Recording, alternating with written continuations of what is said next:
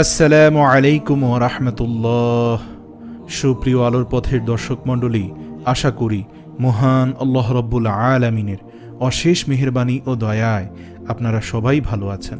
প্রিয় দর্শক, আজ এমন কিছু কপাল পড়া মানুষের কথা আপনাদেরকে শোনাবো যাদের কথা হয়তো বা এর আগে আপনি শুনেননি।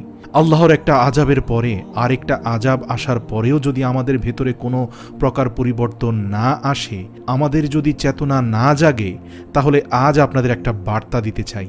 বার্তাটা হলো, পবিত্র কোরআন বলছে কিছু মানুষ আছে যাদেরকে আল্লাহ তাআলা সৃষ্টি করেছেন জাহান্নামের জন্য। নাউযু বিল্লাহি মিন যালিক। প্রিয় দর্শক, আমি কথাটা আবারও বলছি। আল্লাহ তাআলা বলেন কিছু মানুষ আছে যাদেরকে আল্লাহ তাআলা সৃষ্টি করেছেন জাহান্নামের জন্য। দেখুন কত বড় ভয়াবহ কথা। একটু চিন্তা করেই দেখুন, যার জন্মই হয়েছে জাহান্নামের আগুনে পোড়ানোর জন্য, তার জান্নাতে যাওয়ার কোনো স্কোপ নেই। এর চাইতে হতভাগা আর কে হতে পারে বলেন তো? কিন্তু তারা কারা? তাদের মার্কা আল্লাহ তাআলা বলে দিয়েছেন, যে লোকগুলোকে জাহান্নামের জন্য তৈরি করা হয়েছে, যাদের জাহান্নামে যাওয়া অবধারিত, যাদের জন্মই হয়েছে জাহান্নামের জন্য, তাদের আল্লাহ সৃষ্টি করেছেন জাহান্নামের জন্য। তাদের মার্কা কি?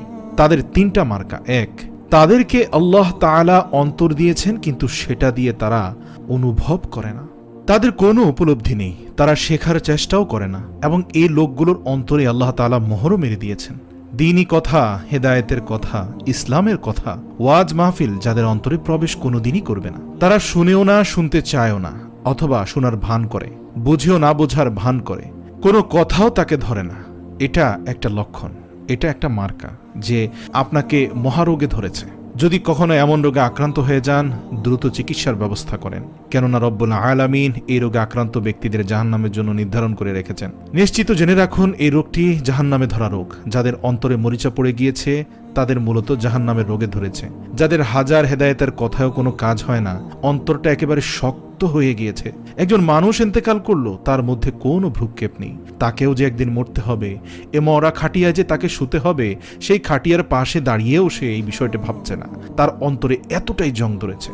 এই জাতীয় অন্তর যদি আপনার হয়ে থাকে, আপনার অন্তর কিন্তু গলবে না। আমাদের ভিতরে যদি এই চরিত্রটা থাকে যে আমরা কথা শুনবো কিন্তু তাতে আমাদের পরিবর্তন হবে না, তাহলে এর মানে হলো এই আয়াতের লক্ষ্যবস্তুতে পরিণত হচ্ছি আমি, যে আমার জন্ম, আমার সৃষ্টি হয়েছে জাহান্নামের জন্য।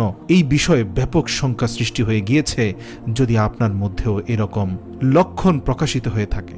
আমাদের সমাজে কিছু মানুষ আছে যাদের এ কান দিয়ে ঢুকে সে কান দিয়ে বের হয়ে যায়। এত ওয়াজ, এত নসিহত, এত আয়াত, এত কিছু বুঝে শুনে জানে, কিন্তু তারপরও না জানার ভান করে। উদাসীনতা তাকে গ্রাস করে ফেলেছে। মানুষের সামনে লাশের পর লাশ পড়ছে। এইদিকে করোনা যেতে না যেতেই বন্যা এসে হাজির। সারা দেশ বন্যার মহাপ্লাবনে প্লাবিত হয়ে হাজার হাজার লক্ষ লক্ষ মানুষ নিজ গৃহে মানবতর জীবনযাপন করছে। বাইরে করোনা, ভেতরে বন্যা, যাবে কোথায়? কিন্তু তারপরেও হেদায়েতের পথে আসছে না। দীর্ঘমেয়াদী সর্বগ্রাসী কোনো বিজ্ঞানী তো বলছেন পৃথিবী আর আগের জায়গায় ফিরে যাবে না, পৃথিবী তার পরিণতির দিকে আগাচ্ছে। এরপরে কিয়ামত আসছে। আল্লাহু আকবার। আস্তে আস্তে পৃথিবী শেষ হয়ে যাবে। করোনার এই ভয়াবহতা, এই প্যান্ডামিকে এটা স্পষ্টভাবে নির্দেশ দিচ্ছে যে এই পৃথিবী তার পরিণতির দিকে অগ্রসর হচ্ছে। আগের মতো স্বাভাবিক অবস্থা আর আসবে না বলে কোনো বিশেষজ্ঞ ইতিমধ্যে মতামত দিচ্ছেন। এইরকম পরিস্থিতিতে এসেও যদি আমরা আল্লাহর দিকে রুজু না হই, তওবা না করি, চোখের পানি না ফেলি, সংশোধন না করি, তাহলে আল্লাহ তাআলার কাছে আমরা কি নিয়ে দাঁড়াবো? আল্লাহ রাব্বুল আলামিন আমাদের সবাইকে সংশোধিত হওয়ার তৌফিক দান করুক। যাদের সৃষ্টি হয়েছে জাহান্নামের জন্য, তাদের দ্বিতীয় মার্কা হচ্ছে তাদের কান আছে, তারা কিন্তু কানে শুনে না, অথবা তারা শুনে কিন্তু কোনো কিছুকে গ্রহণ করে না। তাদের চোখ আছে, চোখ দিয়ে দেখে আল্লাহর কুদরত, চোখ দিয়ে দেখে আল্লাহর পাকড়াও, আজাব গজব সব দেখে, সব দেখছে। জালেমদের পরিণতি, হারামখোরদের পরিণতি সবকিছুই দেখে, কিন্তু দেখেও শিক্ষা গ্রহণ করে না। অন্তর এত শক্ত হয়ে গিয়েছে যে পর্যন্ত না তাকে আঘাত করা হচ্ছে, তার আগ পর্যন্ত কোনো কিছু দেখেই তার কিছুতেই কিছু যায় আসে না। প্রিয় দর্শক, এদের ব্যাপারে আল্লাহ রাব্বুল আলামিন বলেছেন, খাতামাল্লাহু আলা কুলুবিহিম ওয়া আলা সামঈহিম ওয়া আলা আবসারিহিম গিশাওয়া। তাদের অন্তরে আল্লাহ মোহর মেরে দিয়েছেন, যার কারণে তারা চোখ থাকতেও কানা, মুখ থাকতেও বোবা। তাদের অন্তর শক্ত করে দিয়েছেন আল্লাহ। অতি মাত্রায় গুনাহের উপর অবিচল থাকার কারণেই এমন পরিণতি হয়েছে। প্রিয় দর্শক, এই জাতীয় লোকদের কোনো হিতাহিত জ্ঞান নেই, চেঞ্জ আসে না, পরিবর্তন আসে না। আল্লাহ বলছেন এই মানুষগুলো হলো বালহুম আদল, বা চতুষ্পদ জন্তুর মতো। চতুষ্পদ জন্তু যেমন কোনো কিছু দেখেও বোঝে না, কিছু শুনেও শুনে না এবং উপলব্ধি করার ক্ষমতা নেই। এই লোকগুলো বাহ্যিক অবয়বে যদিও মান এবং হুঁশ সম্পন্ন মানুষ বলা যেতে পারে, কিন্তু কার্যত তারা আসলে চতুষ্পদ পাওয়ালা জন্তু হয়ে গিয়েছে।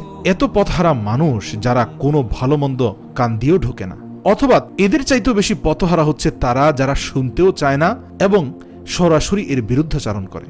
আল্লাহ তাআলা আমাদের সবাইকে সেই হতভাগ্য মানুষদের কাতার থেকে মুক্ত হওয়ার তৌফিক দান করুক। প্রিয় দর্শক, হয়তো মনে মনে ভাবছেন এমন কিছু লক্ষণ আমার মধ্যে আসছে, আমি তার পরিবর্তন চাই, আমি চাই আমার অন্তর আত্মা রব্বুল আলামিনের দিকে ফিরিয়ে নিতে, আমি চাই আমার প্রভুকে খুশি করতে, আমি আমার কলবে দিন ঢুকাতে চাই।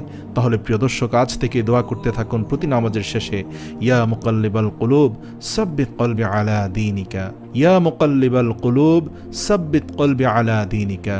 হে কলব পরিবর্তনকারী মালিক, হে কলবের মালিক, আমার অন্তরকে দ্বীনের প্রতি অবিচল করে দিন। আমিন। ওমা তৌফিক ইল্লা বিল্লাহ।